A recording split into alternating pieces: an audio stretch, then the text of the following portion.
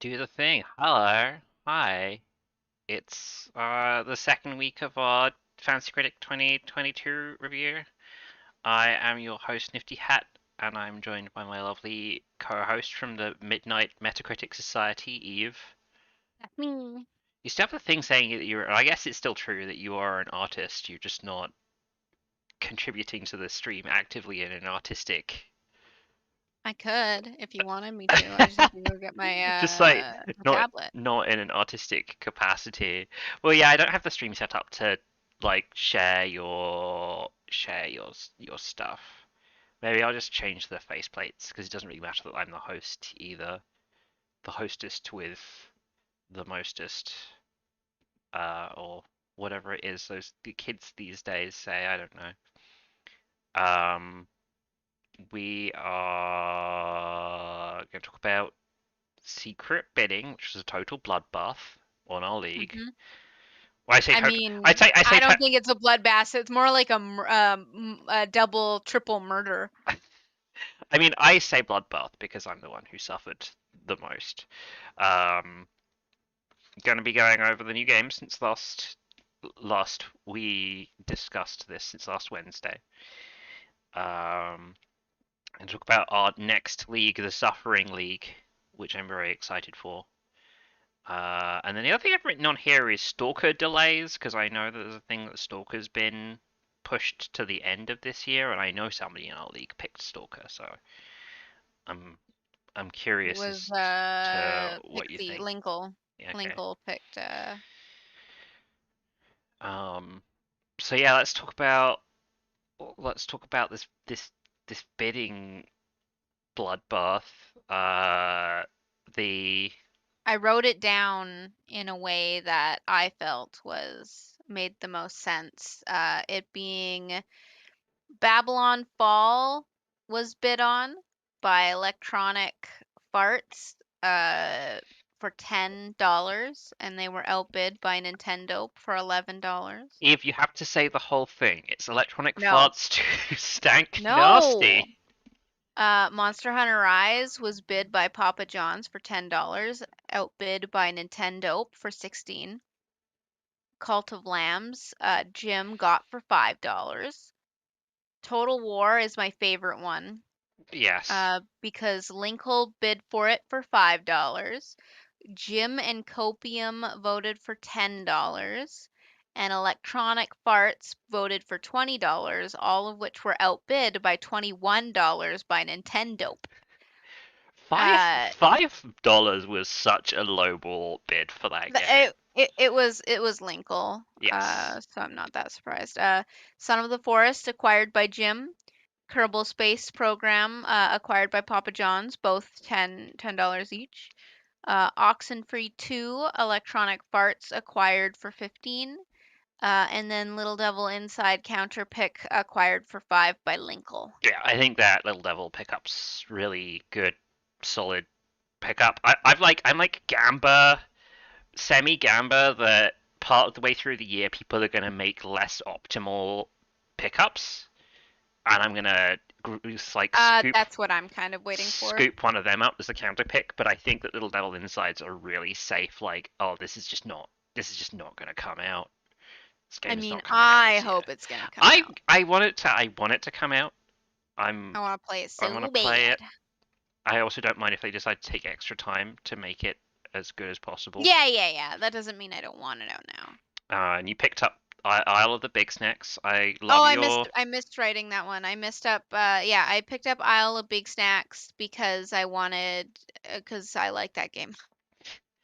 And then so Sons of the Forest. I was like, I'm not going to draft this game because I played the Forest and it's a buggy mess. Oh, Apparent 81. 80. This game's so overrated. It's so overrated. It's like okay, this 7 out of 10 is the most accurate score on this list. Actually, I'd say it's more like a 6 out of 10. I don't know why people say this game's so good. Maybe in single I player, mean, you can it's scroll down and maybe 8.4. in I've never been terrorized, stalked, or fascinated by anime AI quite like in the forest. it has the forest has really good, really spooky sound design, And it is very cool how like in horror games you're used to like enemies showing up and just like attacking you, right? Like just chasing you and Hmm. harassing you and making you miserable. Whereas like dudes in the forest will run up and then stand a little bit away from you, just chilling. You go towards Yeah. them, they go back a bit. You turn away from them, then they're like, I'm going to run up and try and crack you in the back of the head. Or they might run off and go get buddies and come back, and that like uncertainty about what they're going to do Mm. is cool for about 2 hours. There's like 20 other hours of game you still got to play through. It's not a bad game. I mean I played through it multiplayer with like two different groups of people, but it's not like an 81 out of 100 game. Like just compared to stuff that came out this year. Let's look at some 2021 sort by score. Uh, Back a bit because this year is a good year for games, and a lot of people have been lying and being like 2021 was a bad year for video games. I just think Liars, they all don't of them. realize how much time has actually passed. And so they're like, oh, no good video games have come out because they're like, oh, the last 2 months is the only thing that exists right now. Yeah, so 81 out of 100, it's one less point than Guardians of the Galaxy. It's one less point than the Life is Strange True Colors.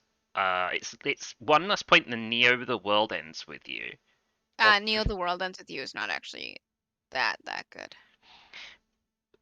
Legends of Zelda Skyward Sword HD. Is Zelda like I do not think that Zelda Skyward Sword and the Forest uh, Belong that close together. equal in quality. It's So here's the thing. Here's my hot take. Well, it's not that hot of a take. I don't know the Forest because I haven't played it. I watched a little bit of Markiplier play, and I watched a little bit over Ryan's shoulder. Um, but that being said, Skyward Sword was one of the least popular Zeldas in a while. I think the thing with the Forest is it would be okay to me if it wasn't incredibly buggy on top of Yeah. being an okay. Like pick one, right? It's like this is a good video game, but it's also a buggy mess, or like this is an okay video game, but it works really well, and the Forest didn't really succeed at either. But I don't know. It's my opinion doesn't matter. Public opinion is what matters.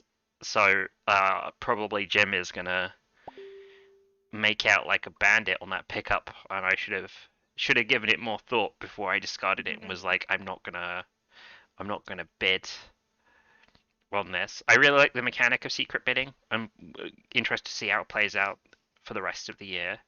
Definitely going to be borrowing Lockhart's strategy of avoiding Fives exactly and fives zeros. and zeros. That was Gonna look for 12s and 13s and 16s and 17s. it still blows my mind how we evaluated two games at the exact same price point. My favorite is we have done this. This is the fourth year in a row, Hmm. right? And this is the first time anybody's been like, you know what? I'm gonna vote just above 15 or 20 or 10, because we almost always do it in five, Yeah, I mean, unless we're like lowest bidding three. But I'm not being, I'm not used to competition bidding. Like I've been dealing with when I think about this, I've been dealing with nerves because I'm used to drafting my thing during the draft, and then in the week after the draft, like rounding out my two or three extra things I want via bidding, and mhm, then two of the three extra and things don't. just didn't get them. I just didn't get them. I gotta work out what I'm gonna do to fill out the rest of my slots now, and that's like I don't know. That's cool. Got schooled by Nintendo. It won't happen again. It might happen again. I am very happy with my Bug Snacks pickup. Of course, you're happy. Nobody stole that from me Yeah, nobody because wants. I'm playing four-dimensional Bug Snacks. Bugsnax was like 78 or something. 76. So points. Based on my thing, my averages I looked at, last If year. you make 9 points, you're going good. So more than 9 points to be beating the leader, but just having more than 6 points in a slot is better than not picking anything at all. Like, the I reasonable mean, assumption that you'll get 6 is safer than not picking anything to avoid getting negative points, if that makes sense. oh yeah, okay.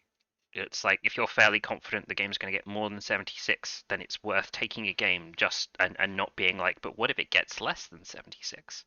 Like Pokemon Brilliant Diamond, even though apparently Open Critic it's only 75, would still be preferable than an empty slot. Yeah. So I mean, 1 point would be preferable to an empty slot. yeah, but if you're gambling on 1 point, then you're getting close to the margin where that game will go down below 70 and then is negative points, and then that's worse than an empty slot because Mm. you're losing points.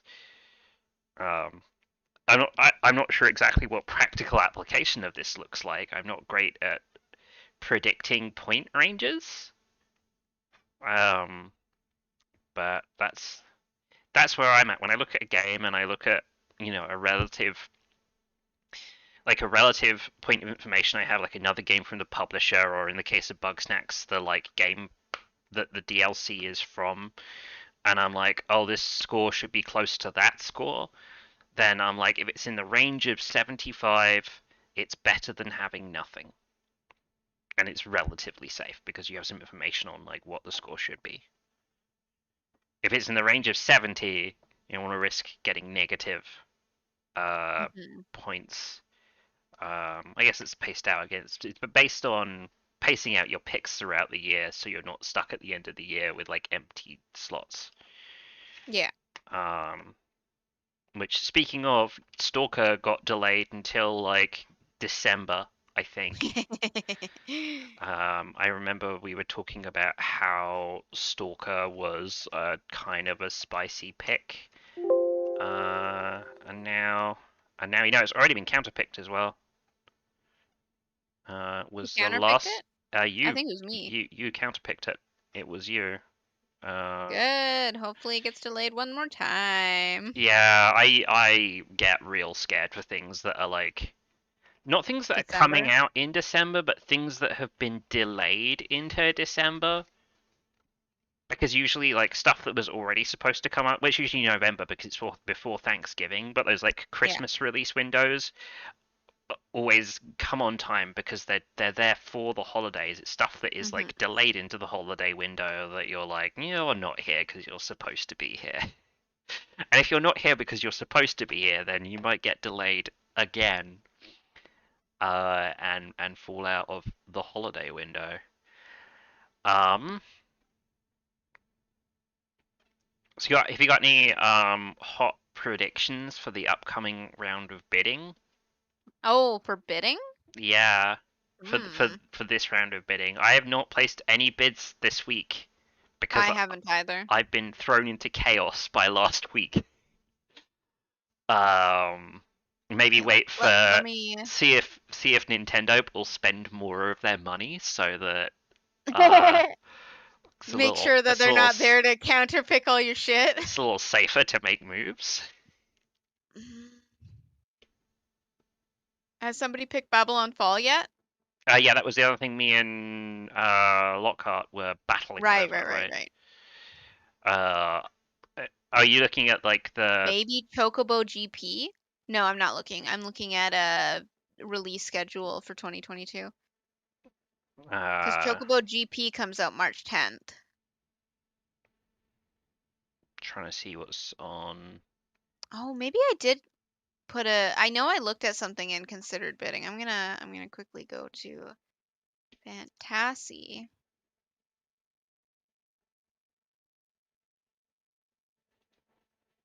My current bids. Oh, I did bid on a thing. I did bid on a thing. It's not what I Um, thought I bid on though. okay. Did nobody got F1, right? Mm, Yeah, no, we got an F1 because it got counterpicked. mm. Uh, No. Maybe Tiny Tina's Wonderland? Okay, so hang on. I thought Tiny Tina's was already drafted. Oh, Is it was not? it? Yeah, it is. Oh, So okay. link will pick up. Here's my potential dark horse for a fight over bidding is Hogwarts Legacy. Mm, Uh, yeah, Destiny 2, Witch Queen's already picked up. Somerville's already picked up. Final Fantasy 15 already picked up. Final Fantasy Origins. Um, you mean Stranger of Paradise? Yeah. Did that get picked up? Don't think so. Yeah, no, it's It not on the comes out list. March 18th. Yeah, I'm not gonna bid on that game.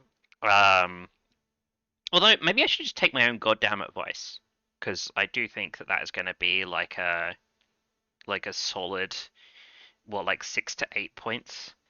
And I said before that having a solid 6 to 8 points is better than having an open slot. Oh shit, Monster Rancher 1 and 2 is on Switch now. Interesting.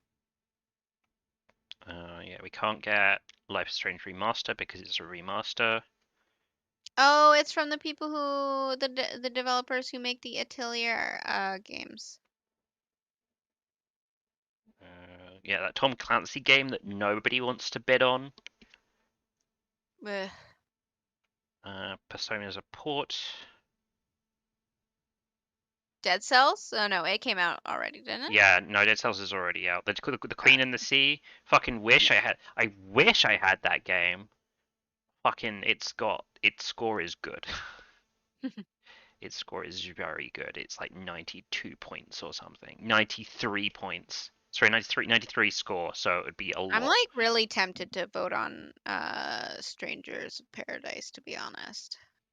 Um, yeah. Dang. I don't like. Hmm. But yeah, probably we'll see some bids Rune on that. Factory 5? I doubt anyone's voting Ooh, on I that. don't think many people in our league have an appetite for trying to get farming games anymore. After last year, where both people picked the two different Rune whatchamacallits. Factory and or not Rune Factory, No, Story of Seasons and the one that it's based off of. yeah, yeah. Harvest Moon. Both Harvest Moon, yeah. both Harvest Moons got picked, and both players lost points for picking Harvest Moon games. So I don't think many people in the league have a thirst for that. But Oh, we'll people doing Rune Factory did Senran. I didn't know that. Interesting. yeah. Maybe someone you'll get. Oh wait, no, it might be too late to bid on Windjammers too. Hell yeah, that was the thing. But there's a big Bomb Rush Cyberpunk, like more Bomb Rush Cyberpunk stuff came out. Maybe I don't somebody even will bid on it. know. It's the new Jet Set Radio. Same Oh, right, composer, right, right, right, right. Hideki Nakamura, I want to What is say. Ashwalkers? I have no idea what is Ashwalkers. It's one word. Ashwalkers. Um, Apparently, it's coming to the PC and the Switch. Well, apparently it's on PC, but hasn't come out to oh, the it's from one Switch. of the Dotnod founders. I'm gonna put this on There's my to look at list. there's a demo. Uh, Apparently it's 1350. it does not have a very good Metacritic score. The 60, trailer's not selling me. 61 on Well, that Metacritic. trailer looks slightly more interesting. Okay, well maybe I'll go place some bids after this. Got to do it before Thursday, so there's that. Apparently, there might be a bot coming soon to do the secret bidding stuff. Mm. The creator of the fantasy, Blossom Tales 2, The Minotaur Prince. the creator of the Fantasy Critic bot that we use, Dr. Cat, is very busy right now, so it's unlikely that support for the bidding announcements will be. Do we get some? We didn't. Nobody bid on Coffee Talk episode 2. No.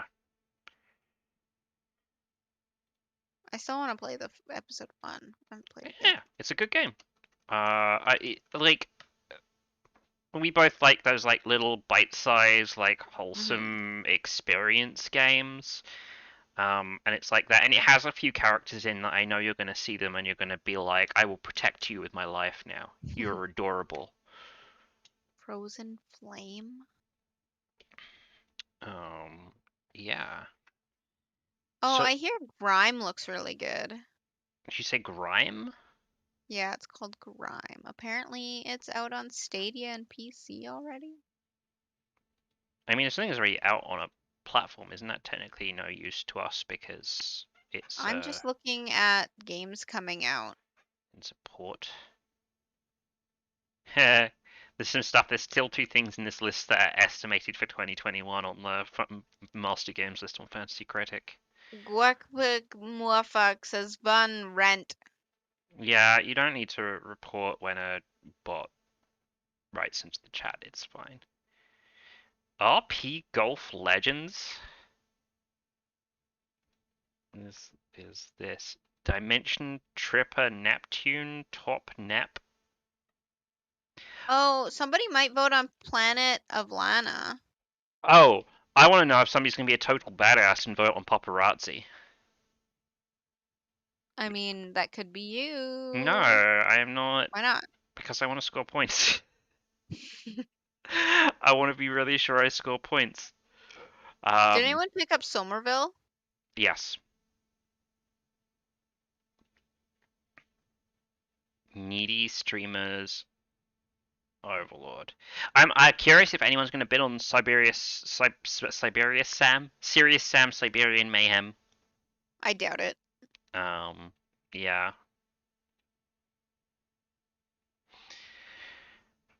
Oh my gosh, there's First Date, a furry dating simulator. I'm bored of furry dating simulators. They're not that funny. Oh, okay, you're already. Ooh, actually. Hmm. Ooh, is anybody gonna pick up We Are OFK? The press seem to fucking love it, so I mean, maybe. it looks so cute. I I I think it's gonna be like a good experience. I don't think that the video game bit of the video game is gonna be that fun or interesting. That's my hot take. Um, I just Young Souls. I recognize the name. yeah.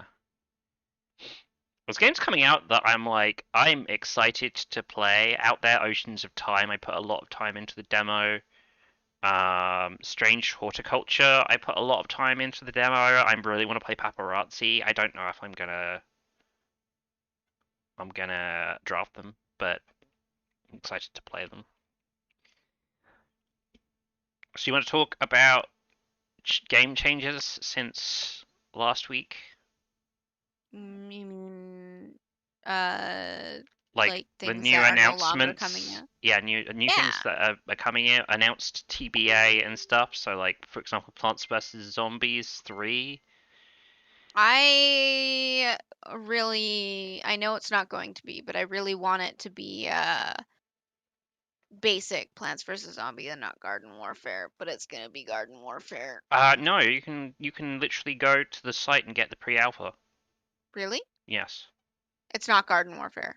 No. Lend your brains. Plants vs Zombies 3 is under construction. Here, I will.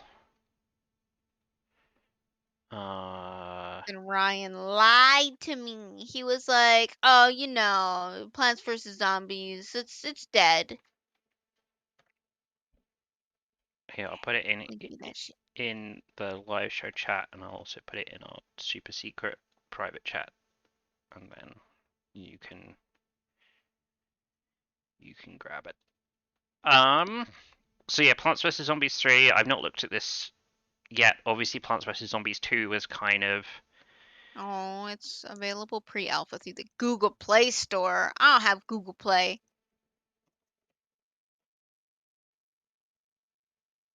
Plants vs Zombies 2. Oh, Don't soil your plants just yet.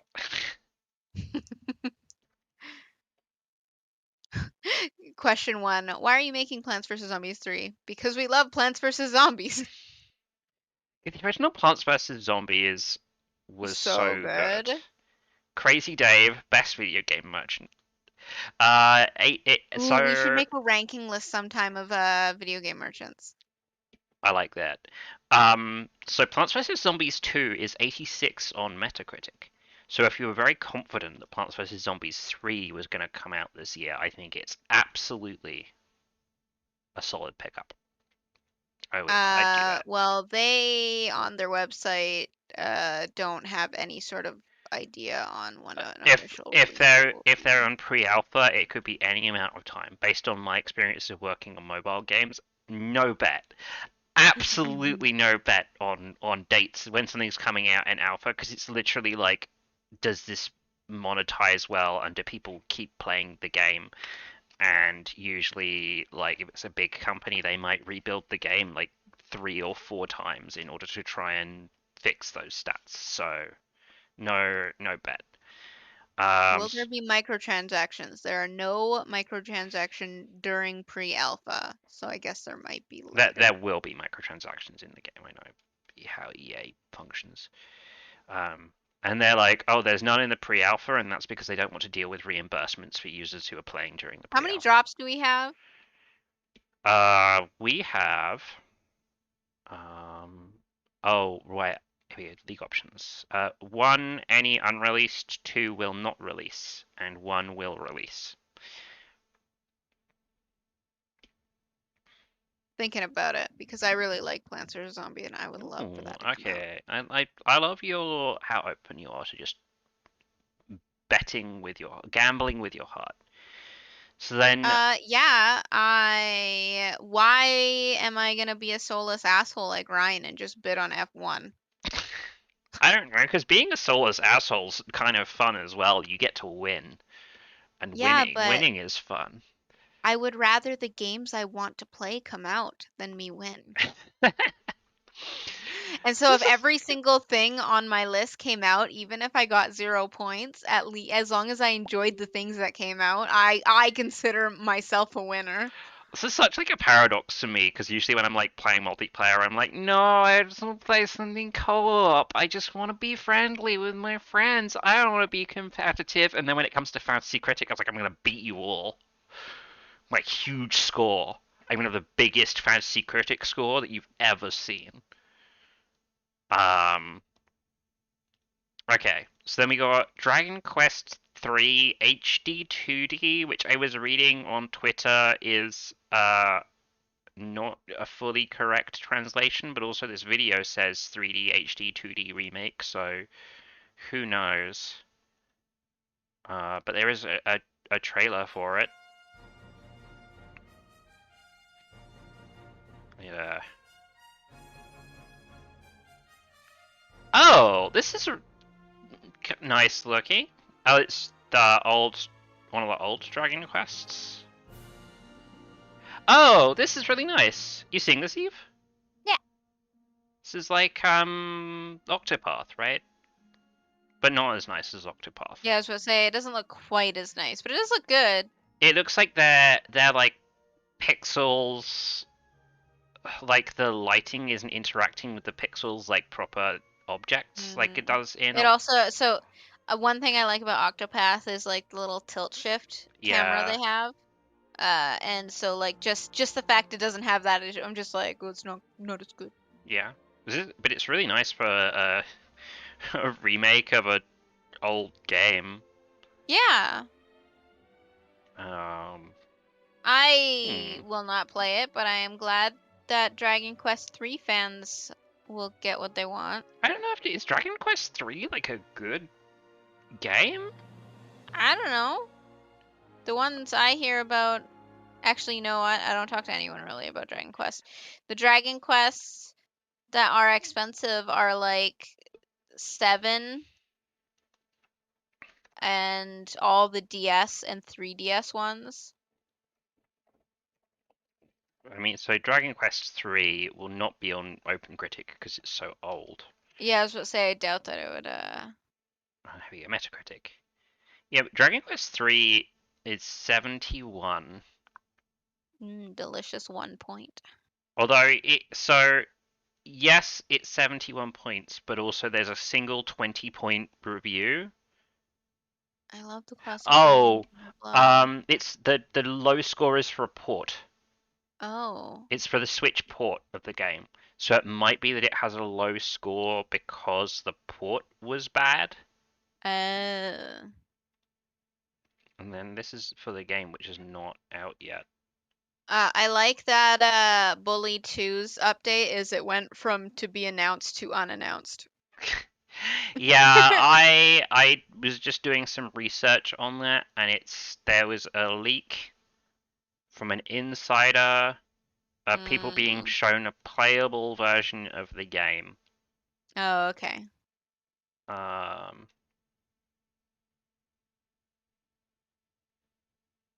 okay, and it's been denied by somebody at Game Informer that it's isn't a reference to Bully 2, but I don't know.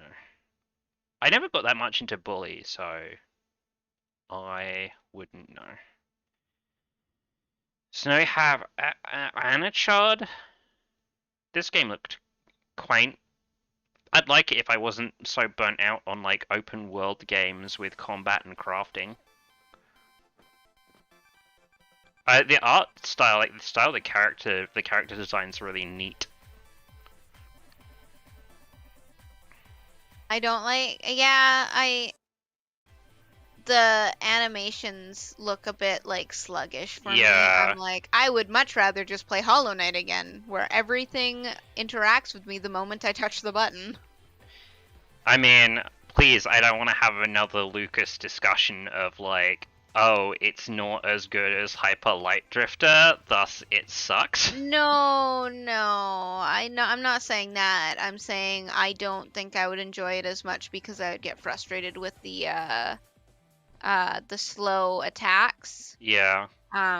Not that I never do, like whenever I play a game where you have the option to do slow or fast attacks, I always take faster weapons because I just don't have the patience to watch the animation of my character be slow.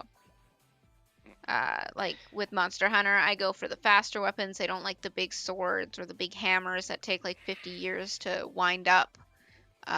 Whenever I play Bloodborne, I'm not gonna play with the larger weapons. Like, despite the fact that I like the larger weapon, my favorite weapon being the sword that you put in the stone that turns into a giant hammer. But I mean, yeah, I just have no patience for. also the weapon in this game just doesn't feel like it has enough weight to it. Mm.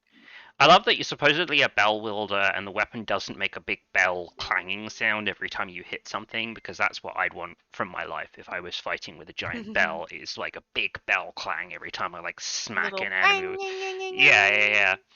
There's oh, what am I thinking of? There was a like teenage fiction series about a girl who's becoming a necromancer.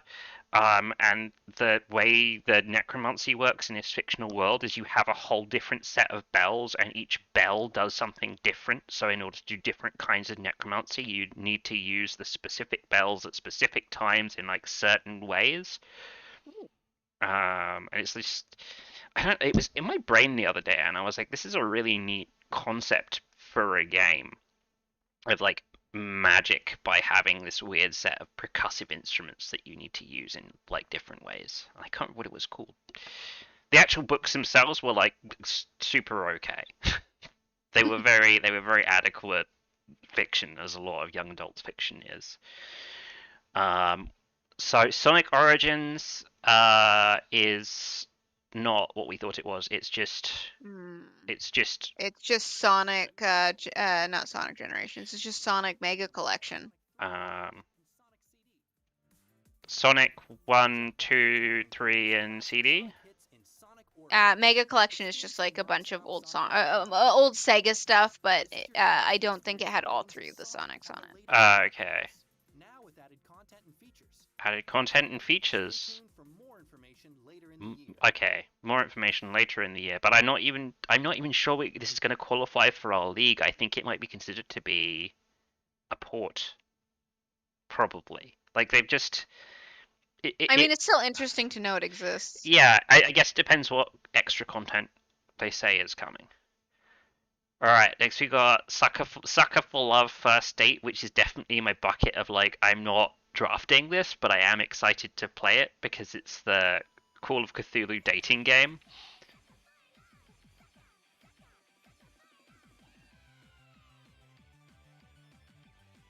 Oh my gosh, I didn't even realize the trailer has this like fucking super 80s anime vibe. I'm into it. Oh, I watched, this is already out. Maybe it was just a demo. Yes, it's probably the demo.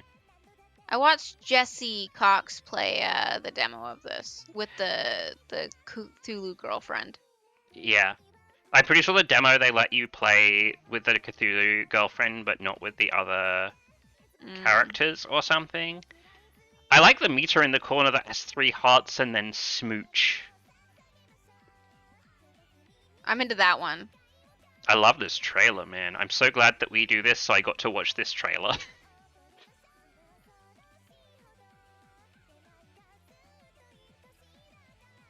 Complete with, like, subtitles, like the original Japanese subtitles, and then the translations underneath.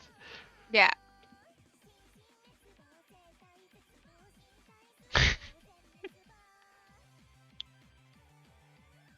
Excited eldritch noises.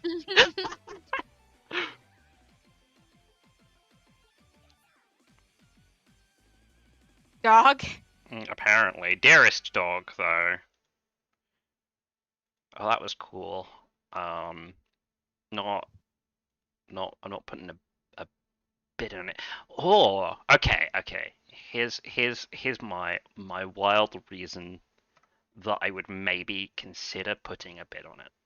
And this is because I was looking at the Open Critic top whatever games from last year. So I browse games, all platforms, 2021, organized by score. The 4th highest game with 89 points is Buster Fellows, which is an Otome game on the Switch. And it's like, maybe if this is the kind of dating game that secretly everyone loves, but I doubt it. I think it needs to be like more weird and niche. I think that this game's score is probably dependent on only the niche people who love this genre reviewing it and being like, wow, this is my favorite example of this genre of game. So that would be my only basis for picking it. For the purposes of points, picking with your heart, you just have to pick with your heart, I guess. Yeah.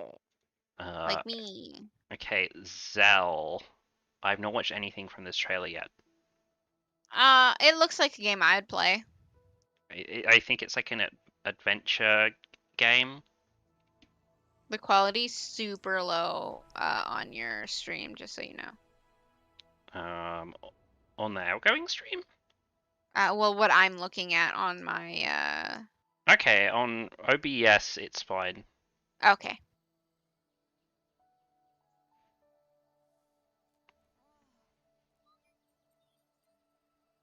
You sure this isn't just Planet of Lana? No, it's 3D, not 2D. Alright, no, I hadn't seen any gameplay footage at the time I said that. I was gonna say, also, it does show gameplay footage. Yeah. I know this. Yeah, this can't be Planet of Lana because I'm seeing gameplay footage in the trailer. And it just looks like a top-down hack and slash that Lucas would complain about. Yeah. I mean, I'll probably end up playing it because it's just my jam of art style, but it might actually fall. It'll probably be one of those things that I don't actually play based on the fact that I just have so much other shit on my plate. But it looks like a game that if I had it and I saw it and I was like, I have some free time, I would probably Yeah.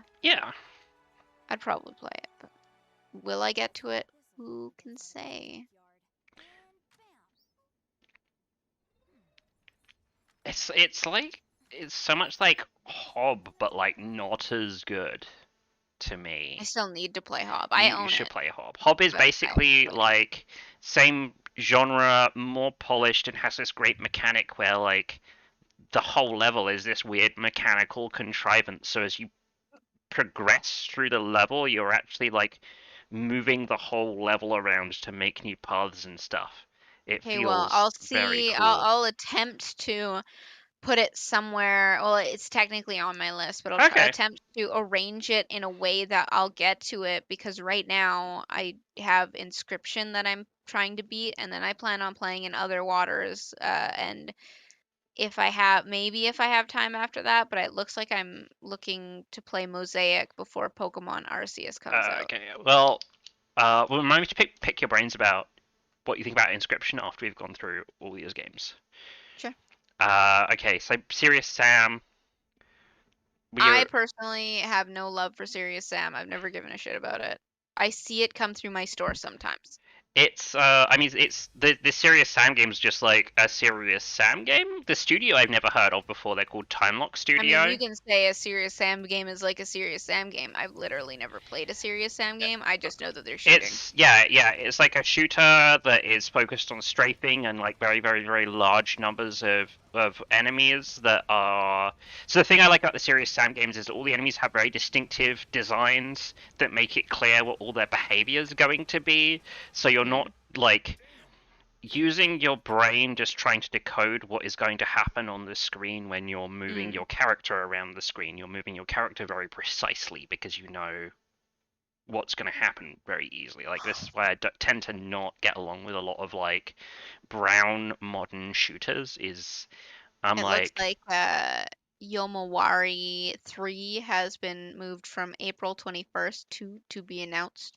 yeah. I was going to go through all the new games first and then the TBA ones after. Ah, okay, okay, okay, okay. So there's this game, The Outbound Ghost, which looks adorable. There's a ghost playing guitar in it, apparently. This looks like the sort of game where if I was in the Steam Demos Festival and I saw like a little bit from this game, I'd get the demo and play it right away to see what was up. No Paper game. Mario? Oh yeah, I was gonna be like no gameplay, but there's literally is gameplay. It's like very Paper Mario-y. Why is everything so realistic but you're paper? That's so creepy. That does feel to be like kind of a big mismatch in the assets in this game. Like there's stock stuff that doesn't match the rest of the game very well.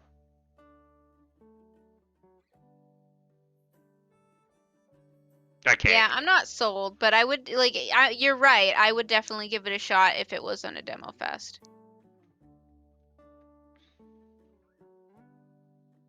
Like the only thing I've really seen him do is talk to people and pull a switch. Yeah. I mean, it's going to be one of like Hey, he pulled another those. switch. It's going to be another one of those like light adventure games, right? Of Yeah. like go around to place and do thing, and then collect thing, and it's that in itself is a little spooky because usually if the level design is bad or the puzzle design is bad, you can spend a Yeah. lot of time wandering around and being like, what am I supposed to do? Um, Lost in Play. God, this game looks adorable as fuck. I'm not into point and click games, but it looks so cute.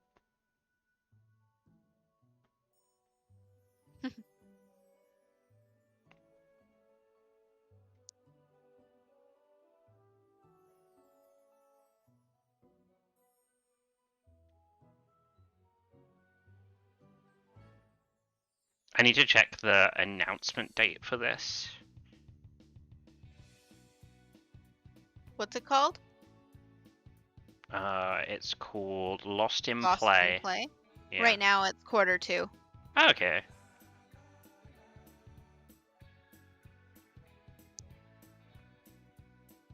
When I write the things down, I always write their announcement, whether it's to be announced or if it has a date or just the year. Like Outfound Ghost is just 2022. Lost in Play is Q2. Serious Sam's January 25th. Sucker for Love's just 2022. Zella's Q2. Oh, okay. So the studio's new. They're in Tel Aviv. They got some good, experienced people at the studio. 12-year experienced developer, 10 years experience in animation and art and a former art director, Oh. former animation designer at Iron Source. Oh, they have an animator who has experience in games and TV. Okay, they did a previous game, The Office Quest. Okay.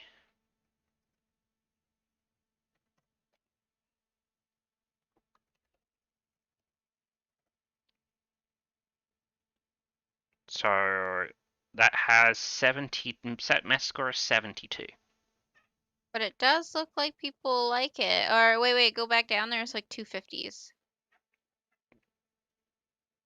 Oh, only 150, 270s. Yes. And this 50 is from a very, very reputable website, The Overpowered Noobs. But also because it's like a mobile game, I bet it just doesn't. Oh, it has gaming trend. They're like a little more thing. So the thing that is interesting is this review by Adventure Gamers must be for a site that specifically is this genre of games, and they were like, it's average. Well, no, it says that it's not very user friendly. Okay. So they didn't really say it was average. Like I was just reading the review. They didn't say it was average. It says it has some things from preventing it from being user friendly. Uh, Interesting character, blah blah blah. Pretty enjoyable time. So they didn't say it was average. But it looks like that complaint lowered it enough to. I will probably add it to my wish list. I don't think I'm gonna bid on it this week. But the game itself just I'm not gonna bid on it. um It looks cute. I think was Linkle would like this game. Oh yeah. I don't know if it's dark enough for her. Um Because I know she, yeah. like, a lot of her point and click adventure games tend to be, So yeah, the stuff that's been moved to TBA is Fallen Aces, which I played demo of and I think is cool. I think it's a fun game. Oh, I think that's like the flying one, right? No, it's the noir detective one. It has Oh, it's like in the style of the older sim oh, first neat. person sim games. Um, it's really fun to like shove enemies around in this game.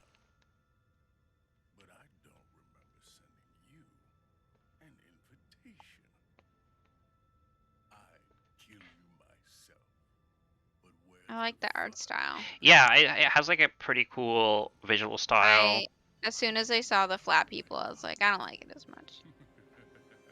Um, yeah, I think it carries the flat people Okay, well. okay. But yeah, it Not my kind of feels game. yeah, it's not your kind of game. It just feels very good in this game where you like kick and punch somebody like into the scenery and get like a cool interaction, and the movement for like fighting feels good, which is not like it's hard to tell from the trailer, right? Hmm. But it being moved out to TBA would make take it from a like maybe for me to like a don't get this because it might just not come out, right?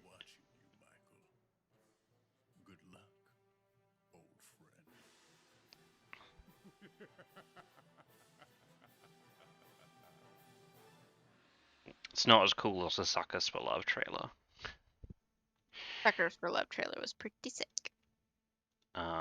So yeah, that's everything that I could see in the Discord for.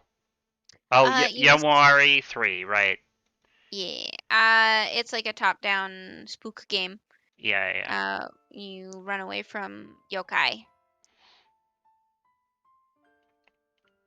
Oh, what's this? This is the trailer for to Yamawari 3.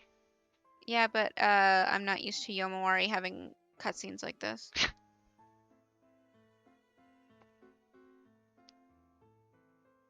Yeah, this is Yomawari. Yeah.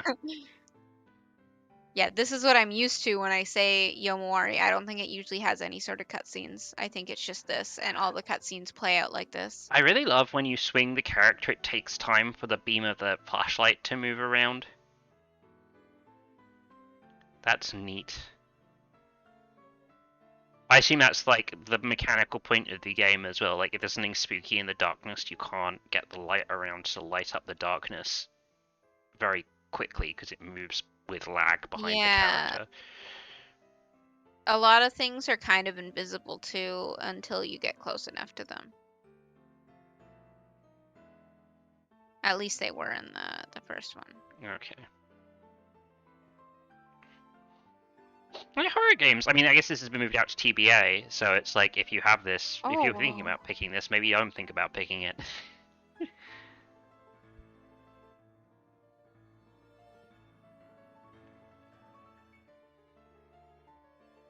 I remember there being. Yeah, that's a super basic enemy. Oh no! Run! I remember there being like the when you find the first boss is really cool. Man, this trailer is very unnecessarily wrong. Long is unnecessarily long. Oh, that was spook.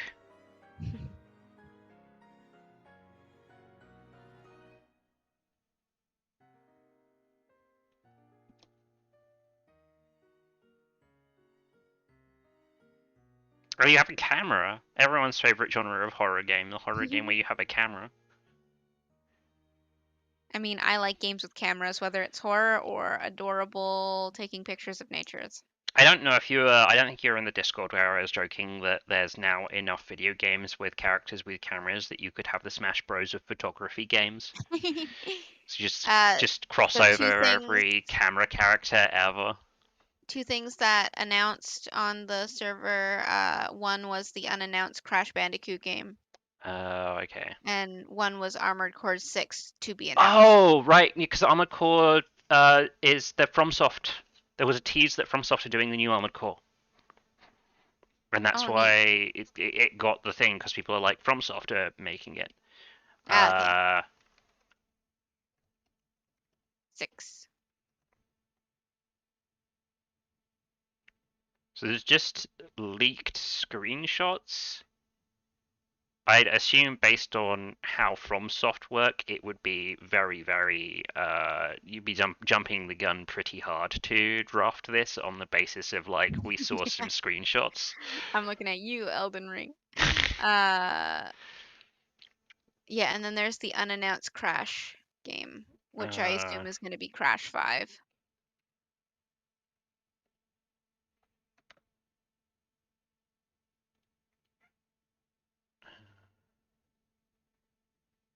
I can't.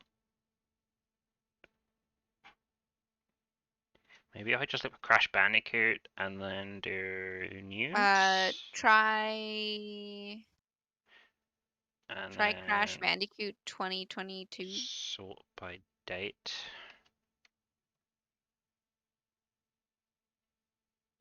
Go back to all.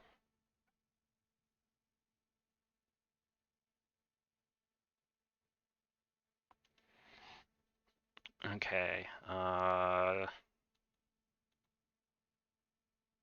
So there's another Twitter Crash Bandicoot Wumper League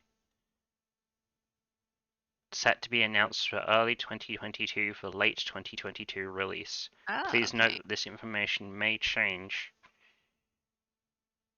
But this is just Interesting. ex-insider of company Mm, MiHoYo. Isn't yeah, that? Genshin Impact and Honkai Yeah. Impact. I mean, I would be up for a Crash Bandicoot fighting game. That'd be funny. yeah. I'm okay with this. Wait for an actual announcement before Yeah, yeah, drafting yeah. anything. But Oh, yeah, yeah, yeah, yeah. I mean, even that, like, I assume it's the same developers that did the HD Crash. Lastly, the 3 games that nobody has drafted because we couldn't anyway came out with some pretty high points. Oh, the God of ports. War, Monster Hunter, and Death Stranding all got the lowest one being 86.2, Yeah. followed by 88.2 and 94.6, the highest being God of War, the lowest being Death Stranding. I So never finished Crash 4. I enjoyed what I played. I just never. I don't believe that's official box art. no, that is not. I'm just looking for like anything that indicates what they think the developer's going to be. Like who the devs are gonna be? Yeah, for Wumpa League. I mean, isn't it wouldn't it be the people who currently own Crash?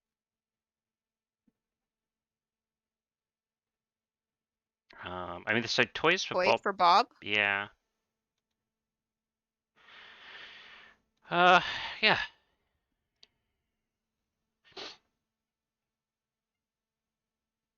I don't know. Games developed.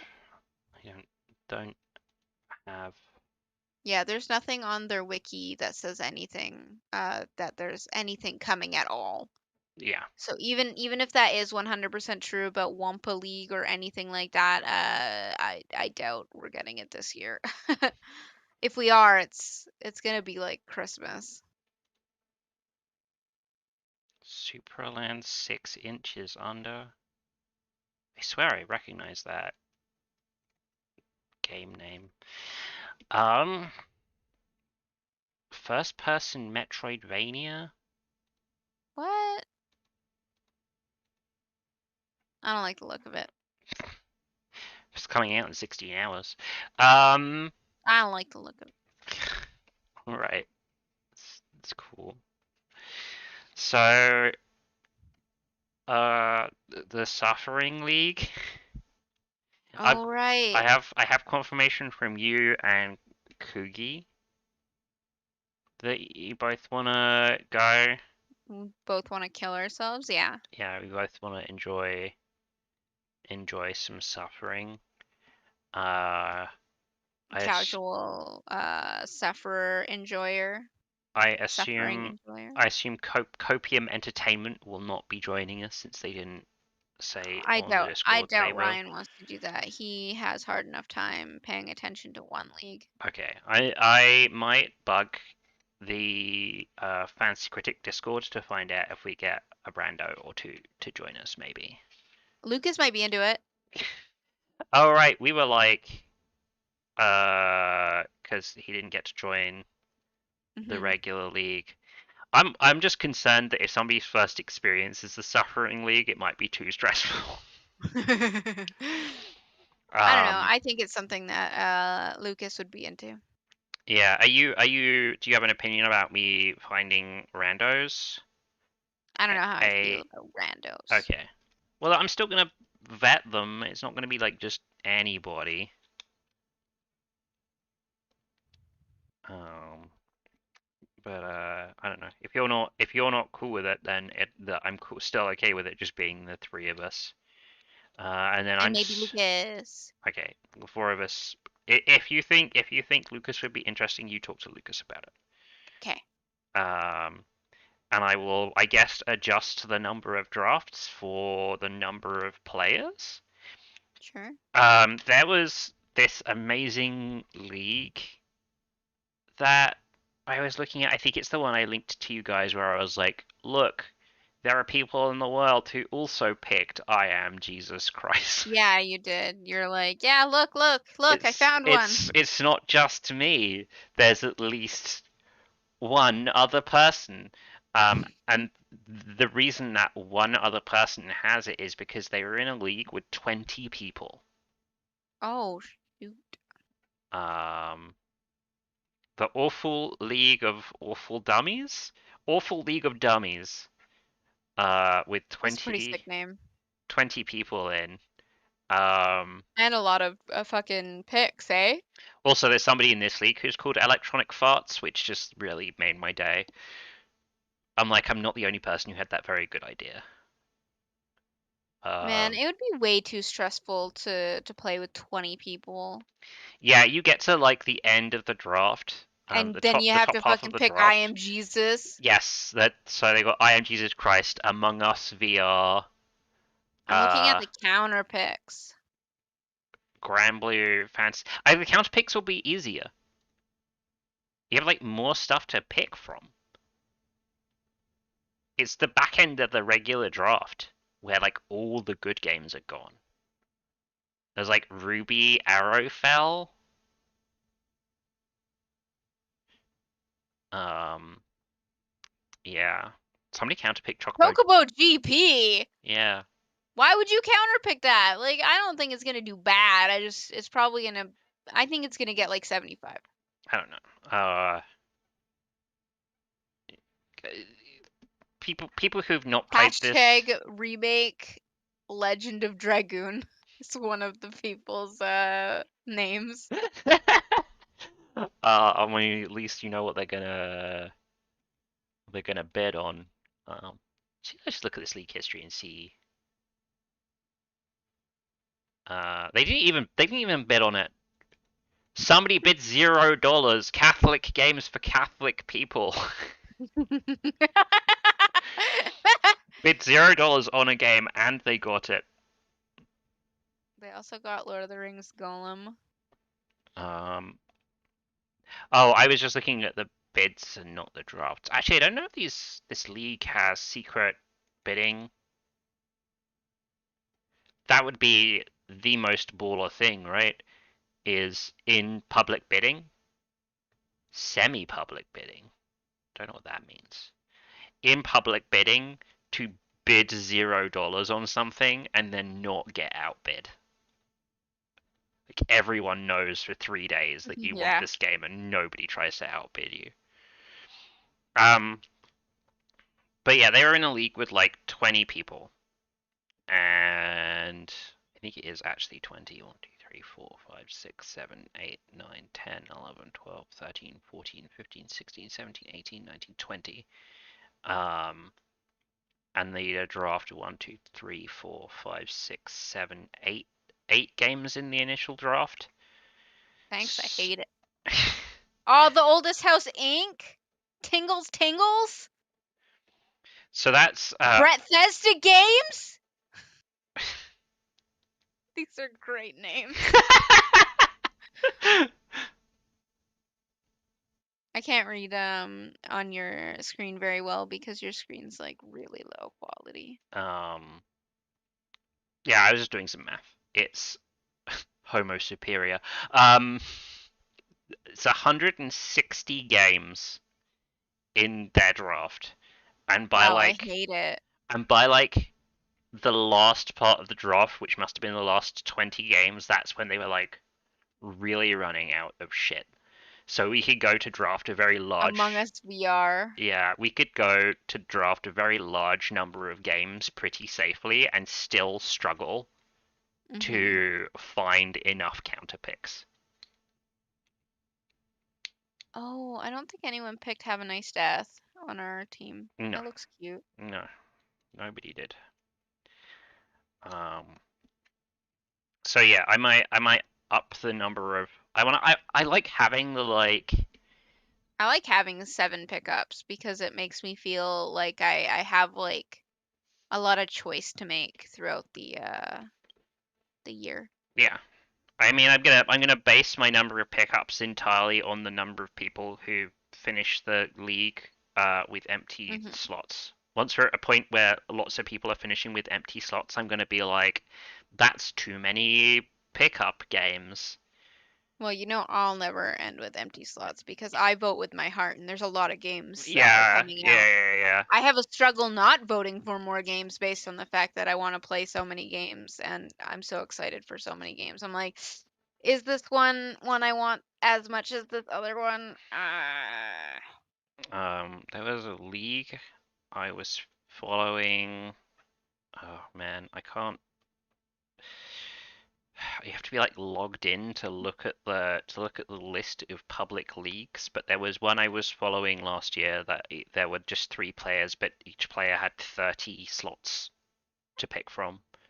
I like that. I like It's that. it's a very different vibe, I think. So yeah, probably a larger number of things to pick from, but keep in mind that a larger number of things to pick from means a larger number of things you have to counterpick, and counterpicking is one of the hardest things to do.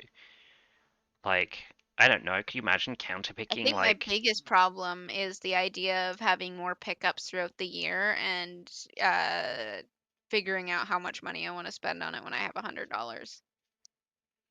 oh, what would be actual suffering is to make all of the counterpicks um pick up counterpicks. Expensive. All of them, so you don't have to. I would personally prefer. I would prefer if we at least had one counter pick during the draft and then two pickup counter picks, because I think. Well, I'm seriously thinking about increasing the number of slots because originally I was like 3 games. Um, Oh, you're talking about the suffering? yes, but Ah, with okay. with the number of us, if there's only 4 of us, then it's probably going to be more like 8, 8, 8, 8. Oh my gosh. Um, which yeah, if it's 8 in the draft and 8 pickup games, that means you have to counterpick a total of 16 games because everything has to be counterpicked. Um, Maybe that's too much. Maybe yeah, I was gonna maybe. say 666 maybe. Yeah, sure. The I like devil 666 number. because it's the devil number. Yeah, yeah. Um, It's the and bad guy number. and then yeah, for the Suffering League, how do you feel about instead of doing 6 6 6 6, we do 6 draft, 6 pickup, like 8 counter ah counter pick pickups and 4 counter pick drafts. Okay. And then you're really gonna have to fucking stretch that budget. You're really gonna have to make that budget work for you. Yeah. I will probably make the minimum bid like $3 though, and not 5. That's brutal, right? If it's $5 per a minimum of $5 per transaction, and you have Can you afford that? yeah, you literally can't afford it. You could only bid the minimum amount on everything, right? You've tw Yeah. you have 20 no, you have $25 bids, right? And you need to do 16 in total because you need Oh, your okay, 6 okay. pickups and your oh my god, no, I can't basic math. 14. You need to do 6 pickups and 8 counter pickups. So it really would just not leave you with very much wiggle room. So I think Mhm. probably make the minimum bid $3 to give people room to get creative with To their bite. budgeting. Yeah. But I think that's going to be the setup for the league then. Let you write this down. So Sounds like a it's nightmare. I'm in. 6 draft, 6 pickup, 4 counter pick, uh, and 8. Counter pick pickup is such a like. Actually, I'll just do so counter pick draft, and then 8 counter pick, and then I'll know. And the minimum bid is $3. Um, I'd like actually build this league on my computer right now, but I'd have to log into my Fantasy Critic account. I don't want to do That's fair. that. No, the other thought's gone. This other suffering league thought has gone out of my brain. Right. Oh, right. Yeah. There's obviously no drops. Or no, Oh. we could do drops actually. We do drops and then do counterpicks lock games, so you can't drop something once it's been counterpicked. Oh. Um, I don't know how many, probably like 3 drops or something. I don't know. I'll just scale it up to the number of games. Um, but I do want to do counterpicks lock, so you cannot draft something to bait somebody else into counterpicking it and then Mhm. drop it. I think that's like a strategy we discussed last year. Like, is it worth your money into baiting out a counterpick? And I think we concluded that it probably wasn't. Um, and then the other thing is to have tagged slots for like new game franchise or whatever. Maybe I'll just pass on that. The Suffering League already contains a lot of suffering. I mean, I I don't think it's a big deal to have one new game because, uh like, we did it so easy in ours by n- accident. I know what the most suffering thing in the Suffering Is it League expansions? would be. You have to pick something from an annualized franchise. You have to pick a yearly Oh. installment. Because what game is yearly and so mediocre that you're like, this is very safe to counterpick, right? Mhm. So yeah, maybe that's my so like slot for new gaming franchise and a slot for yearly installment. I'm thinking about the anti league again. Maybe do that next year. The aim is to finish with the smallest, lowest number of points, most negative number of points. I think it's actually nightmarishly hard to pick games that are definitely going to come It out and definitely is. score really badly. It might actually be harder than the Suffering League.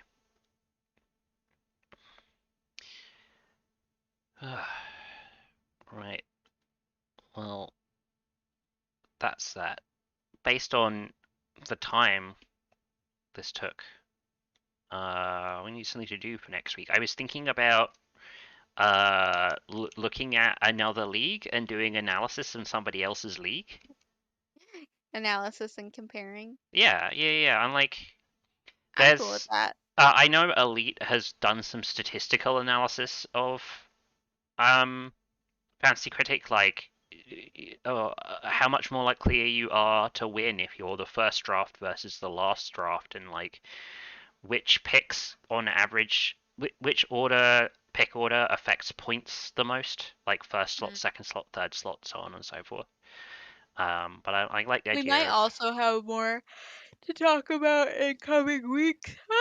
We might also have more to talk about in coming weeks when things actually start coming out for our league because then we can talk uh, about who was affected by what. yeah. Also like it's The next once game coming up is Nobody Saves the World on the 18th. um Fun, yeah, that's fun gonna be day. that's me. I picked that. And Uh, then yeah, Pocketmon. when Sorry, go. when February starts, shit's gonna start to Yeah, pop off. yeah. It looks like end of month is Pokemon Legends, and then February is Dying Light, Crusader Kings 3, Sifu Total War, Horizon Forbidden West, Destiny 2, Martha is Dead, and Atelier Sophie 2. Um, But yeah, I will probably just go to the most popular public league right now, which is the Easy Allies Smartest Person contest, with 1,170 followers. Gosh, it's so much bigger than last year, where like the most followed league had like 90 people following it or something. Um, and we'll have a look through what people drafted and complain about it. Yeah. Oh, this is the one. So the Easy Allies Smartest Person contest is the one with like 3 people and a ton of slots. Okay, okay. 1, 2, 3, 4, 5, 6, 7, 8, 9, 10, 11, 12. It looks like about 20 something slots. I can actually check. Yeah, 10 draft, 10 pickup, Okay. 3 counter picks, 2 draft counter picks. That's Uh, not too much more than ours.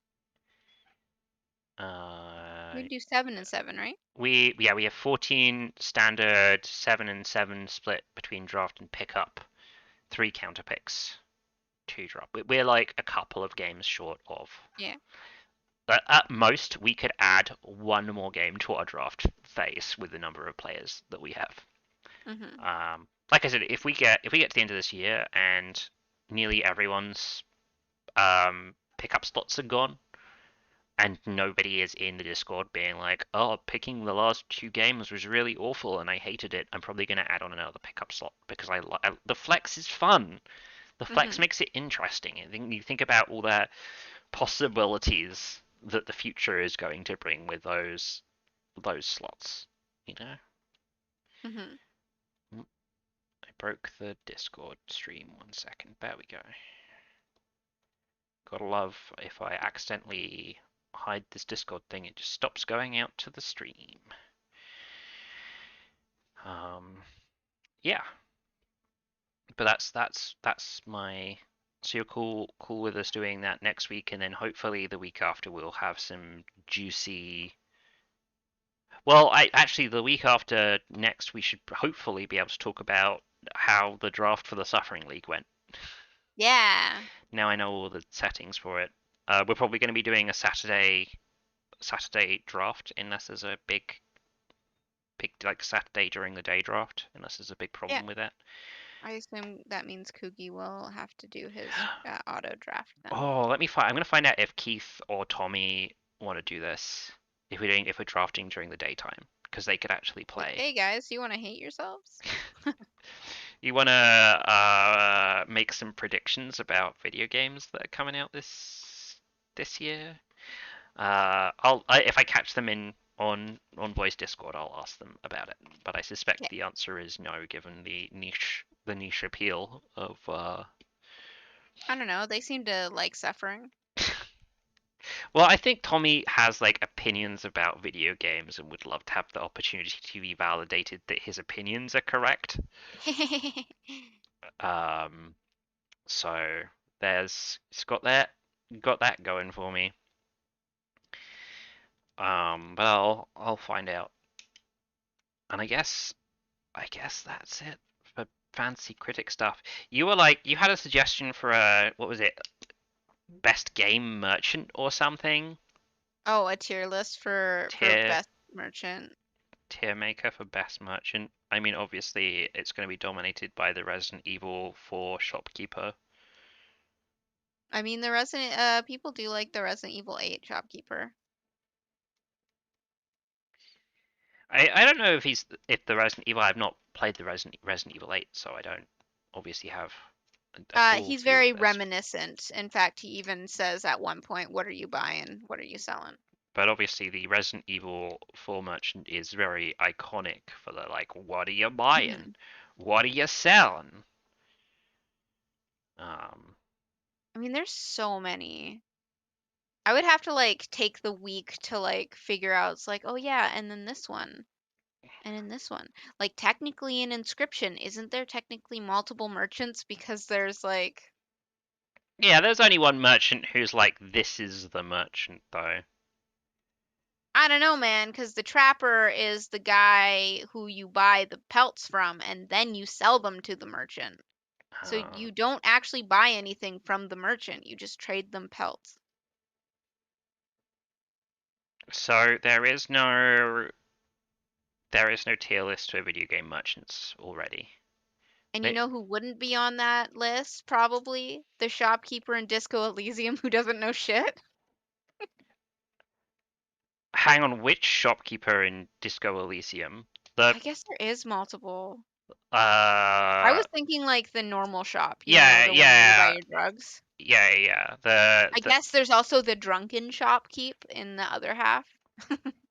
The guy with all the lights on the wall. No, when you said shopkeeping Disco Elysium, I was thinking of Silling, who's trying to like sell you all the fucking knockoff clothing. Oh, him. And He would count. if you fail the volition checks, you always end up picking like a really bad pair of sunglasses, and he's like, "No, it looks great on you." Yeah. Kim's like, "No, do not buy these sunglasses." um, the Kim apparel is out now. You can get his jacket for Oh, that's cool. the small cost of 400 euros. Does Death Door have a shopkeeper? I don't think so. That's 572 Canadian dollars plus shipping. Yeesh. That's Yeah. probably a really nice jacket, though.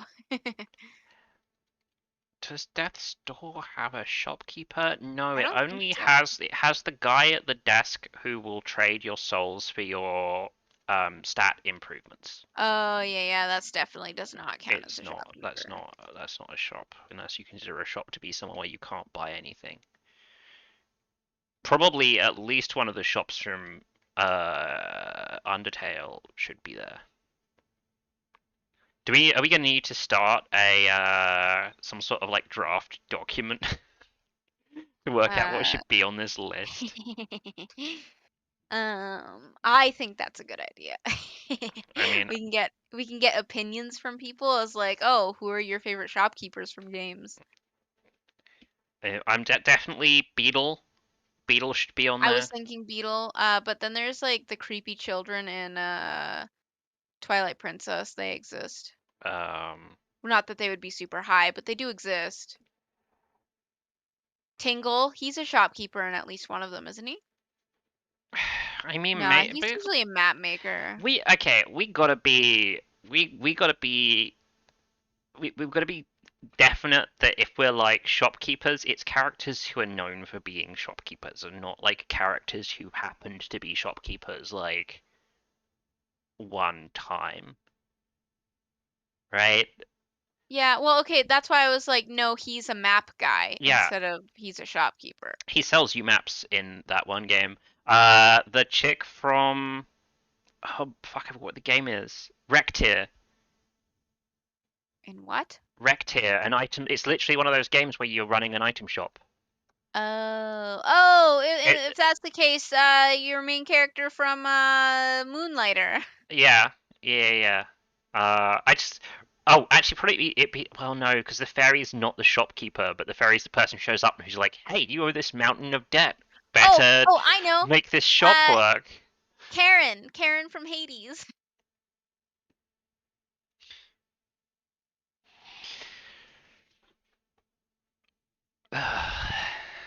Why is that a sigh? No reason. Why? You're just very excited. It's very confusing for me now because in Final Fantasy 14 there's a race of characters where they're all named after Greek Okay. mythology people, or like Hades and Hermes and stuff, in like a very specific context. The race is confusing as fuck because they have job titles where once you get that job, you're just called your job title from Oh, now on. So like the first villain you meet in that game, everyone you know him as Leha Brea, but Leha Brea is just his job title. oh, You don't of know. course. So they also then have real names, but they also have these other names that people use sometimes, which are like the weird Greek names that are like their personal names. I have a question, Duncan. Yes. Do the otters from Root count? I mean, for a list of best video, then no. They're also like, I don't know. You can put them on that list, but Oh, I don't think they're I gonna score know. very high. The cat girl from Monster Prom. I mean, sure, I guess. Also, I was just on Tiermaker, and apparently they have videos now. How does that work? I don't Oh, know. okay. You just put it on YouTube, and then you can submit it. There's all these fucking like pictures of people's faces over the top of a Mm. tier maker thing. I hate it.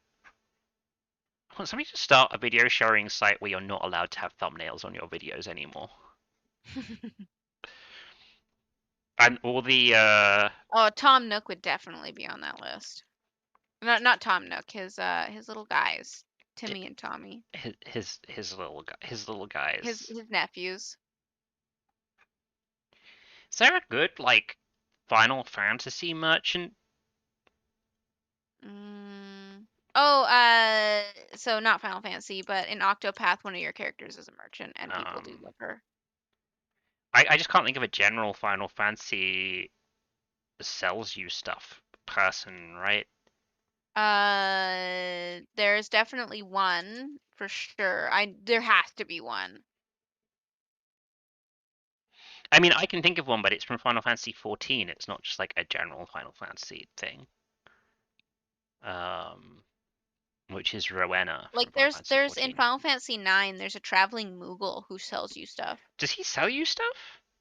There is a traveling Oh, Moogle who sells. yeah, no, it's Stiltskin, right? Yeah, I think so. I couldn't remember if he sold you stuff. I know that when you Yeah, do you do the Moogle letters quest, he like shows up all the time, right? yeah. Every time you find him, though, he'll have a shop of stuff you can buy, but you can only Oh, buy like one of each of them, kind of yeah, and thing. you have to you buy everything. If you buy everything, Yeah. you get a reward at the end. Um, I mean, Stiltskin, I definitely rate Stiltskin in a tier list because Stiltskin's fucking rad. This one would be rated very low, I think, but the Catherine has a merchant. He's the big fat sheep. Mm. I mean, put can you put the names in a list somewhere, like in a Google Doc or a sheet or whatever, and then Right now I'm typing them down okay. on a notepad, but I'll have them written down. I mean, like Mario doesn't really have a shop. Mm, Metroid doesn't really have a shop. Um, right now I'm looking at games that I have personally played, not games that are just like, oh, the top X games. I love how fucking Resident Evil is going to get 2 entries. So here's my deep cut pick for best video game merchant is the shopkeepers from Killing Floor because they have just these really atrocious British accents. You would. Uh, I can't even find the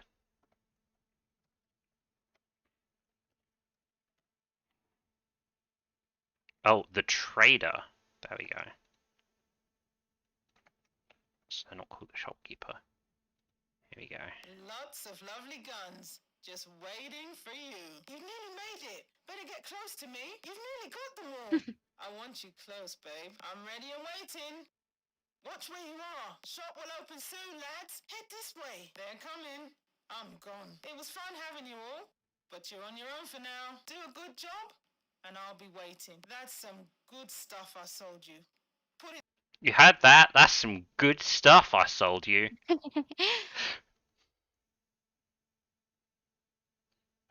Yeah, a lot of characters in Killing Floor have weird British Whenever I accents. think of Zelda merchants, I don't think of Beetle first. I think it's Skyward Sword.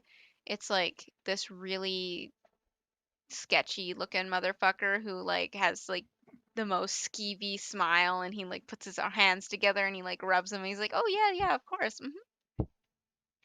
I mean, if it's skeevy merchants from Zelda, there's the guy in Majora's Mask who sells your stolen items back to you. Oh yeah. I can't even remember what his name is. But he's the guy. He's not actually a bad dude, right? Because he's letting Cafe use his back room to hide out. Mm. Um, Oh, that's Link Between Worlds?